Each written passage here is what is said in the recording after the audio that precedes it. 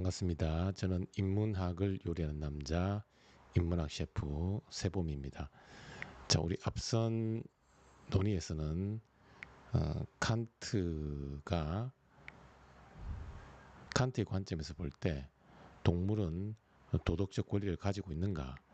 자, 이 문제에 대해서 칸트의 관점에 따르면 동물은 도덕적 권리를 확보하고 있지 않다. 즉, 존엄하게 대우받을 수 있는, 그래서 함부로 수단으로 취급해서는 안 되는 그러한 도덕적 권리를 확보할 수 있는가? 와 관련하여 동물은 이러한 도덕적 권리를 확보할 수 없다. 왜? 동물에게는 도덕성이 없다. 즉, 동물은 순수 실천 이성을 바탕으로 동물적 본능, 경향성을 극복하고 정언 명령에 따라서 도덕 법칙을 수립하고 그 도덕 법칙이 옳기 때문에 그 법칙을 따르려는 선의지가 작용하지 않는다. 동물에게는 그런 능력이 없다. 따라서 동물은 도덕성을 가지고 있는 존재라고 할 수 없다. 그래서 어떠한 존엄성을 부여할 수도 없다. 그러니 도덕적 권리를 확보할 수가 없다. 결국 동물은 인간처럼 목적으로 대우받을 수 있는 존재라기보다는 도구적, 수단적 가치만 가지고 있는 존재이다. 이렇게 칸트는 바라보고 있습니다. 자, 그럼 이 지점에서 동물은 도덕적 권리를 가지고 있지 않은, 그래서 도구적 가치만을 가진 존재라고 한다면 우리는 과연 동물을 함부로 취급해도 되는가? 동물의 고통을 우리가 간과 무시해도 되는가? 그래서 동물을 학대하고 잔인하게 취급해도 되는가? 자, 이 쟁점과 관련하여 칸트의 관점을 이어서 살펴보도록 하겠습니다. 자, 그런데 동물이 도덕적 권리를 결여하고 있는 도구적 가치만을 지닌다 할지라도 인간은 동물을 잔인하게 학대해서는 안 될 의무를 지닙니다. 왜냐하면 동물을 잔인하게 취급하면 인간의 도덕성에 기여하는 자연적 기질을 훼손시키기 때문입니다. 여기서 자연적 기질은 다른 존재의 고통을 함께 느끼는 동정심이라고 할 수 있어요. 자, 그런데 동물을 잔인하게 다루면 그 동정심이 점차 무뎌져 사라지게 됩니다. 반면 동물을 따뜻하게 보살피면 인간의 동정심이 잘 유지되며 그 동정심은 인간의 도덕성에 긍정적 영향을 미치게 됩니다. 결국 우리는 인간의 도덕성을 온전히 확보하기 위한 교육적 효과의 차원에서 동물을 잔인하게 다루어서는 안 될 의무를 가지고 있는 셈이지요. 이러한 맥락에서 작용하는 동물과 관련한 의무를 간접적 의무라고 합니다. 동물과 관련한 도덕적 의무는 동물이 도덕적 권리를 가지고 있기 때문이 아니라 인간으로서 인간성, 즉 도덕성을 확보하기 위한 간접적 교육 효과에서 비롯합니다. 동물이 도덕적 권리는 없지만 우리가 동물을 잔인하게 학대하여 그들의 고통을 무시해서는 안 된다. 그래서 우리는 동물과 관련한 의무가 있다는 것이 칸트의 입장입니다. 왜 우리는 동물과 관련한 의무가 있는가? 결론부터 이야기하자면 동물을 학대하거나 동물의 고통을 간과하는 그러한 동물에 대한 태도는 인간이 인간을 대하는 과정에서 인간도 인간이 인간을 대하는 태도와 관련하여 인간이 인간을 대할 때 목적으로 대우해야 하는데 인간이 인간을 목적으로 대우하지 않고 수단으로 취급하는, 그래서 인간의 도덕적 의무를 저버리는 그러한 음, 부정적 영향, 도덕성의 훼손으로 이어질 수 있기 때문에 결국 인간의 도덕성, 결국 인간의 도덕성을 온전히 함양하기 위해서 혹은 확보하기 위해서 그러한 인간 도덕성 함양이라는 교육적 차원에서 우리가 동물을 함부로 다루어서는 안 된다. 즉 동물을 따뜻하게 보살피는, 또 동물의 고통을 고려하는 것은 인간의 도덕성을 확보하는데 간접적으로 그 교육적 효과가 있기 때문에 인간이 동물을 함부로 취급해서는 안 된다. 이런 입장을 제시하고 있는데, 이와 관련하여 조금 더 자세히 한번 들여다볼게요. 동물이 도덕적 권리를 가지고 있지 않지만 인간은 그 동물을 잔인하게 학대해서는 안 된다. 즉 그들의 고통을 간과해서는 안 된다. 자, 왜냐하면 인간은 동물과 달리 도덕성을 가지고 있는데 그 도덕성에 기여하는 자연적 기질이 있다. 정서 내지는 감정이라고 할 수 있는 자연적 기질이 있다. 그것은 바로 무엇인가? 동정심이다. 동정심. 즉 여기서 동정심이라는 건 다른 존재의 고통을 함께 느끼는 차원의 동정심이라고 할 수 있어요. 이런 동정심이 우리 앞서 언급한 정언명령으로서의 도덕성을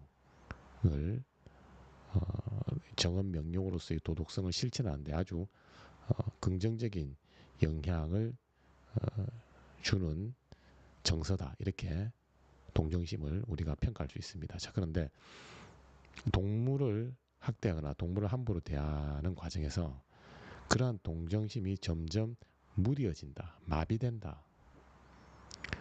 그렇게 동정심이 마비되면 결국은 인간이 인간을 대할 때 작용하는 인간을 대할 때 작용하는 그 도덕성에 기여하는 동정심이 훼손된다. 그렇다면 동정심이 훼손된 상태에서는 인간의 도덕성을 실천하는데 장애가 된다. 더 쉽게 이야기하자면 동물을 함부로 취급하여 동정심이 무뎌져 마비된 사람은 동물을 대할 때뿐만 아니라 인간을 대할 때도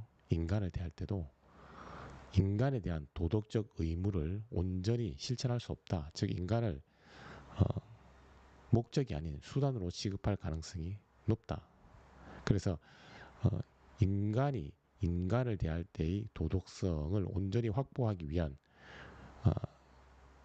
그러한 교육적 차원에서 우리가 동물을 함부로 취급해서는 안 된다. 동물의 고통을 간과해서는 안 된다. 동물을 잔인하게 다루어서는 안 된다라고 하는 것이 칸트의 입장입니다. 이렇게 동물과 관련하여 인간의 도덕성을 확보하기 위한 간접적 교육 효과가 있기 때문에 즉 동물의 고통을 무시하지 않는 것은 인간의 도덕성을 온전히 확보하는데 기여하는 그러한 간접적 교육 효과가 있기 때문에 우리가 동물을 잔인하게 함부로 취급해서는 안 된다 라고 보고 있어요.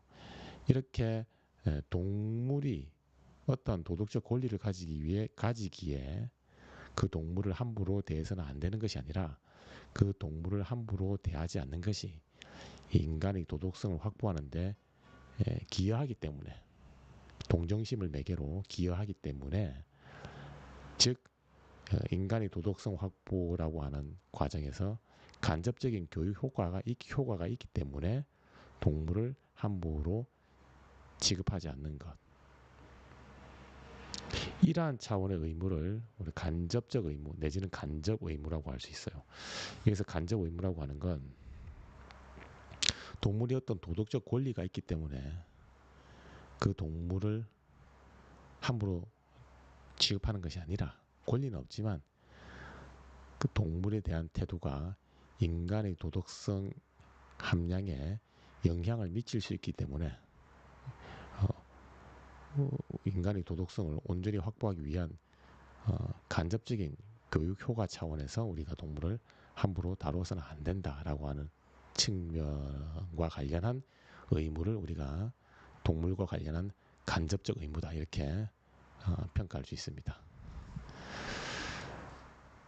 자, 그래서 우리가 지금까지 칸트, 데카르트, 아퀴나스의 입장을 살펴보았는데 물론 동물을 대한 태도와 관련하여 아퀴나스와 데카르트는 동물의 고통을 우리가 고려할 필요가 없다는 입장인 반면에 칸트는 동물의 고통을 고려할 필요가 있다. 동물을 잔인하게 다뤄서는 안 된다 하는 입장을 취하고 있어요. 물론 입장의 차이는 있지만 결국 이 칸트가 동물을 잔인하게 다루어서는 안 된다는 이 관점도 동물 그 자체의 도덕적 권리를 인정하고 그 도덕적 권리를 확보하기 위해서 잔인하게 다루어서는 안 될 의무가 있다라고 보는 것이 아니라 동물을 잔인하게 다루어서는 안 되는 것이 결국은 인간을 위해서 인간의 도덕성을 온전히 함양하기 위한 간접적인 교육 효과 차원에서 동물을 우리가 함부로 다뤄서는 안 된다라고 보고 있으니 결국 이 동물에 대한 간접적 의무, 동물과 관련한 간접적 의무 역시 결국은 인간을 위한 것이다 이렇게 볼 수가 있어요.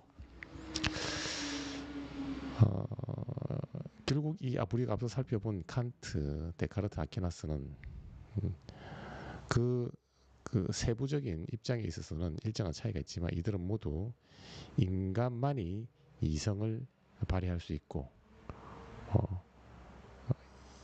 이성을 가진 그 인간에게 상당한 우월적 가치를 부여하고 그러한 이성을 가지지 못한 존재는 도구적, 수단적 가치의 영역으로 남겨두고 있습니다.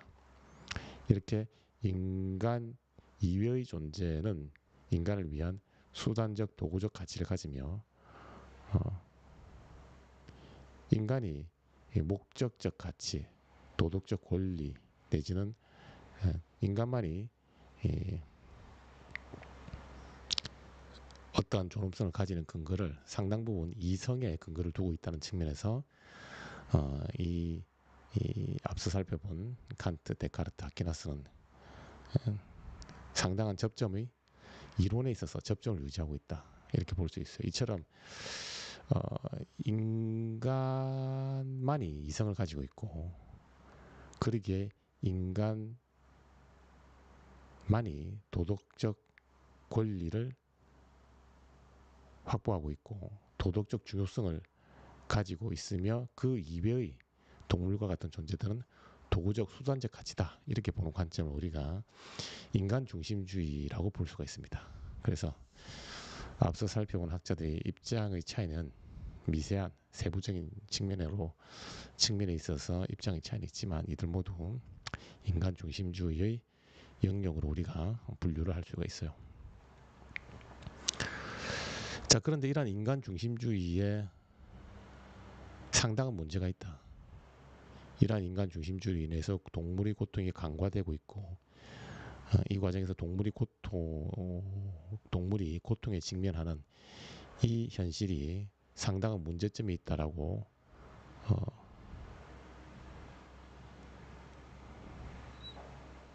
비판을 하는 입장이 등장하죠. 이와 관련 대표적인 학자가 바로 피터 스팅어라고 하는 분인데 이분은 제가 말씀드렸듯이 인간 중심주의의 바탕을 두고 인간 중심주의로 인해서 발생하는 인간 중심주의에서 비롯하는 동물의 고통에 대한 무시, 간과 여기에 대해서 강한 문제의식을 가지고 비판을 합니다. 자, 그래서 지금부터 싱어의 관점을 중심으로 동물에 대한 태도와 관련한 논의를 살펴보도록 하겠습니다. 자, 싱어라고 하는 분께서 물론 칸트의 견해와 마찬가지로 저는 동물 역시 고통을 느끼며 인간이 동물을 학대해서는 안 될 의무가 있다고 봅니다. 자, 그래서 저는 공장식 축산과 동물 실험을 강력히 비판합니다. 먼저 공장식 축산의 과정에서 동물들은 좁은 공간에 갇혀 극히 제한된 움직임만 가능하지요. 자, 그래서 자연스러운 행동을 할 수 없어요.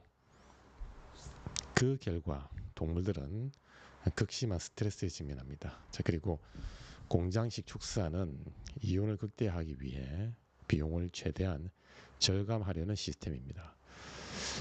즉 동물의 고통과 복지는 전혀 고려하지 않아요. 물론 이 과정에서 동물은 질병에 노출되기도 하지요. 아울러 도살 과정에서 동물의 고통을 최소화하려는 조치가 이루어지지 않습니다. 다음 동물 실험은 동물에게 신체적 고통은 물론이고 공포와 스트레스를 유발합니다. 이 싱어라고 하는 분은 동물의 고통에 대해서 관심을 가지게 된 결정적인 계기가 바로 이 공장식 축산과 동물 실험으로 인해서 동물들이 직면하는 고통, 여기에 강한 문제의식을 가지게 됩니다. 자, 공장식 축산, 즉 마치 공장에서 물건을 대량으로 만들어내는 것처럼 동물들이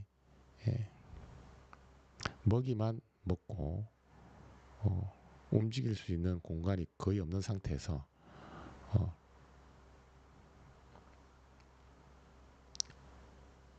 사육되고 있는 그러한 상황을 상상을 해 보시면 됩니다.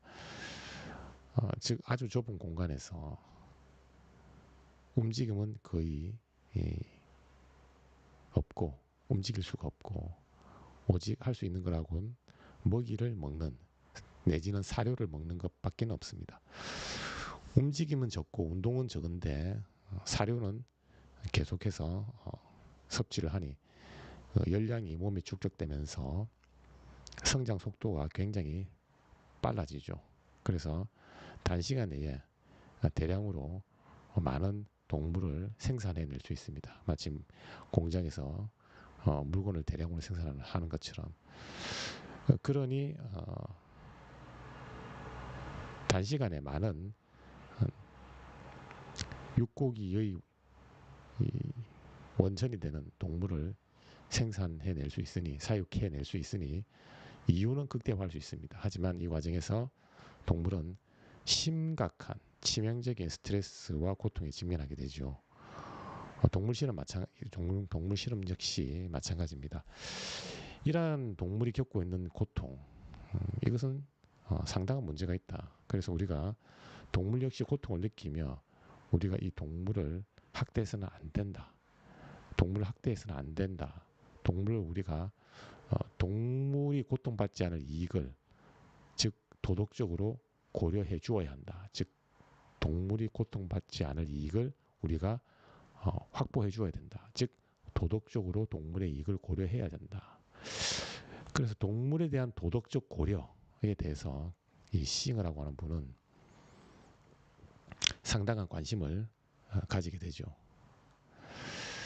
자, 그래서 이 동물도 고통을 느끼고 동물을 학대해서는 안 된다는 측면에서는 이 칸트와 상당한 접점이 있지만 칸트가 동물을 학대해서는 안 된다라고 하는 동물과 관련한 의무는 동물이 도덕적 권리가 있기 때문에 동물과 관련한 간접적 의무를 인간에게 부여한 것이 아니라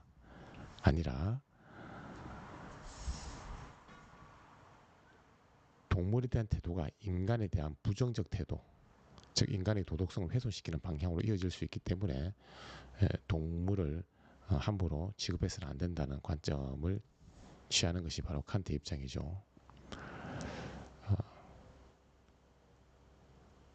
반면에 우리 싱어라고 하는 분은 우리 조금 이따 자세히 살펴보겠지만 동물의 고통을 간과하는 것이 인간의 도덕성을 훼손하기에 동물의 고통을 우리가 간과해서는 안 된다는 입장을 취하는 것이 아니라 이 싱어라고 하는 분은 동물도 인간과 마찬가지로 동등한 어떤 이익을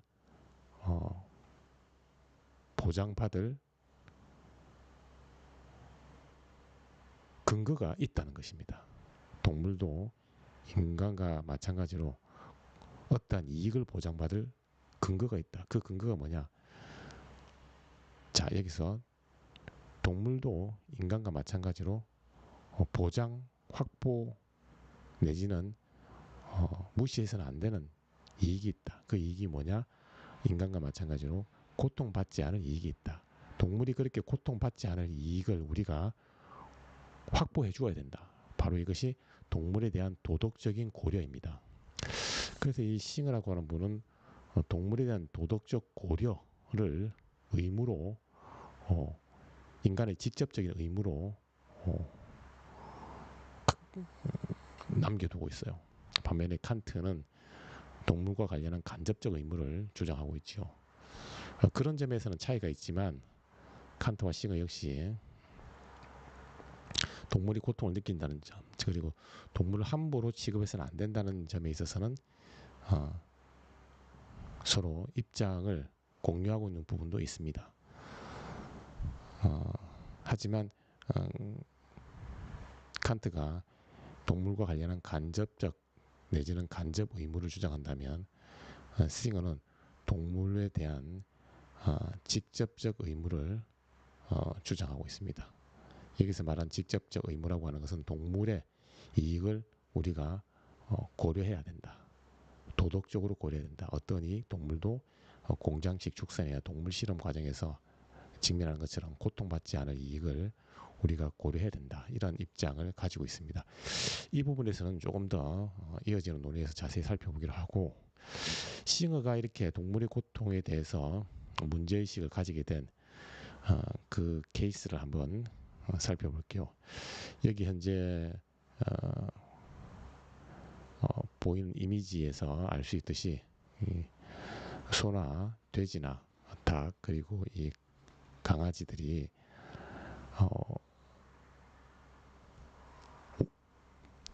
운동은 전혀 할 수 없는 움직임은 전혀 일어날 수 없는 자신의 이 신체 크기와 거의 이 동일한 크기의 공간에서만 움직일 수 있도록 그렇게 이 사육 시스템을 갖추어 놨죠. 그래서 자기 몸 크기와 거의 동일한 공간만을 동물에게 허락하고 있어요. 그리고 여기서 사료 내지는 먹이만 섭취하게 되죠. 그러니 움직임이 없는 상태에서 사료만 섭취하게 되니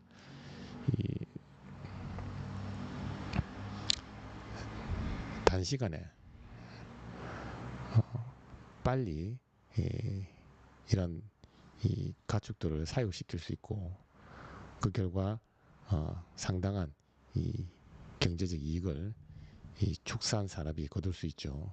하지만 이 과정에서 동물은 엄청난 고통에 직면한다. 원래 동물이라는 것 자체가 움직임이 확보되어야만 그 동물로서의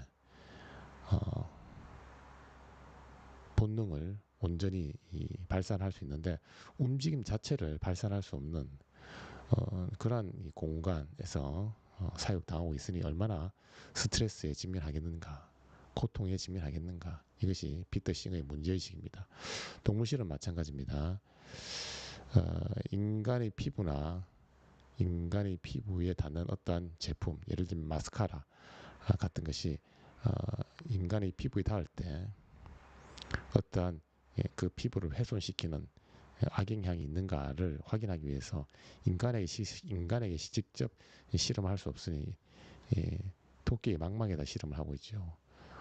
만약 이 실험 과정에서 테스트를 통과하지 못하면 결국 인간의 피부를 훼손하는 것이기 때문에 이는 곧 토끼의 망막이 손상되는 결과로 이어지죠.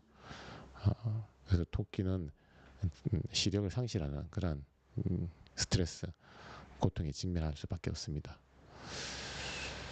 자, 이처럼 동물 실험과 공장식 축산의 과정에서 동물이 직면하는 극심한 고통, 스트레스, 여기에 강한 문제의식을 가지고 이러한 문제가 발생하는 근원이 어디인가, 바로 싱어는 인간 중심주의의 에,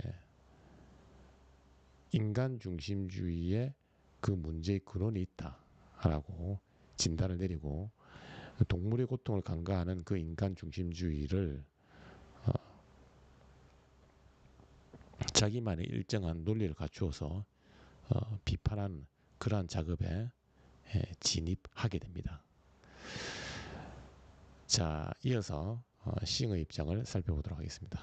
하지만 동물이 도덕적 권리를 가지지 않기에 인간이 동물과 관련한 직접적 의무는 없으며 단지 인간 도덕성 함량을 위한 간접적 의무만 지닌다는 관점에는 동의할 수 없습니다. 바로 이 관점이 이 칸트 입장이죠. 앞서 언급드린 것처럼 칸트와 싱어 모두 싱어는 피터 싱어는 칸트의 견해 중에서 동물도 고통을 느낀다. 그리고 우리가 고통을 느낄 수 있는 그 동물에 대해서 함부로 취급해서는 안 된다는 점에 있어서는 칸트와 입장을 일정 부분 공유하고 있어요. 하지만 이게 앞서 제가 강조했던 것처럼 이 칸트라고 하는 분은 인간의 도덕성 함량이라고 하는 간접적인 교육 효과의 차원에서 동물과 관련한 의무를 강조하고 있어요. 즉 동물과 관련한 간접 의무를 강조하고 있죠. 하지만 이 싱어는 인간이 동물에 대한 간접 의무 차원에서 즉 간접적인 의무를 바탕으로 동물에 대한 고통을 우리가 간과해서는 안 된다는 입장에 대해서는 동의할 수 없다는 거예요. 결국 이 말은 싱어라고 피터 싱어라는 분은 인간의 도덕성 함량 여부와 관계없이 동물의 그 인간의 도덕성 함량 여부와 관계없이 인간의 도덕성을 훼손시키지 않고 잘 보존될 수 있도록 유지하는 그러한 간접적인 교육 효과와는 관계없이 우리가 동물의 이익을 온전히 고려할 직접적인 의무가 인간에게 있다라고 봅니다. 있다. 그러면 왜 우리는 동물의 이익을 직접적으로 고려할, 즉 동물의 이익을 온전히 확보해 주어야 할 그러한 직접 의무가 있는가? 왜 그런 의무가 우리가 발생하는가? 라는 입장을 전개하게 됩니다. 이 입장을 전개하기 전에 이 입장을 정당하기 위한 일종의 토대로서 백그라운드로서 이 피터 싱어는 인간 중심주의가 직면하는 문제에 대해서 강한 비판 작업에 진입합니다. 자, 그래서 이어지는 논의에서는 이 피터 싱어가 동물에 대한 직접